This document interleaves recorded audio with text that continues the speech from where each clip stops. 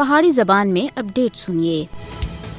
مقبوضہ جموں کشمیر وچ تعینات بھارتی افواج اور بدنام زمانہ بھارتی ایجنسیاں جدوجہد آزادی دی آواز کو دبانے دے واسطے بڑے پیمانے دے اتے کریک ڈاؤن، چھاپاں، گھر تلاشیاں اور پکڑ دکڑ دے دوران کشمیری نوجوانوں کو گرفتار کر رہی ہیں۔ حریت رہنماواں، صحافیاں، انسانی حقوق کے کارکناں اور ادھر تک کہ عام کشمیریوں کو بھی جھوٹے مقدمات وچ پھسا کے گرفتار کیتا جاتا ہے۔ پھر بدنام زمانہ قوانین دے تحت ان کشمیریوں کو مقبوضہ جموں کشمیر اور بھارت دی دور دراڑے جیلاں بند کیتا جاتا ہے۔ بھارت کشمیریوں دی غیر قانونی حراست کو طول دینے دے واسطے سخت اور ظالمانہ قوانین دا استعمال جاری رکھیا ہوا ہے۔ کشمیری عوام دے جذبہ آزادی کو دبانے دے واسطے بھارت دا ظالمانہ رویہ 5 اگست 2019 تھی اپنی انتہا کو پہنچ چکیا ہے۔ گرفتاریاں، چھاپے اور تلاشی کاروائیاں مودی حکومت دی کشمیری عوام کو محکوم بنانے دی مایوسی کو ظاہر کر دی ہے۔ مودی اور اس دے مددگار مسئلہ کشمیر دے حل دے تمام پرامن ذرائع کو تباہ کرنے دیتے تلے ہوئے ہیں۔ جابرانہ بھارتی اقدامات کشمیری عوام کو آزادی دے حصولتیں کسی بھی صورت وچ روک نہیں سکتے۔ کشمیری عوام اپنے حق خود ارادیت دے حصول دے واسطے ہر قربانی دینے دے واسطے تیار ہیں، جس دا عملی مظاہرہ مقبوضہ جموں کشمیر وچ ہو رہا ہے۔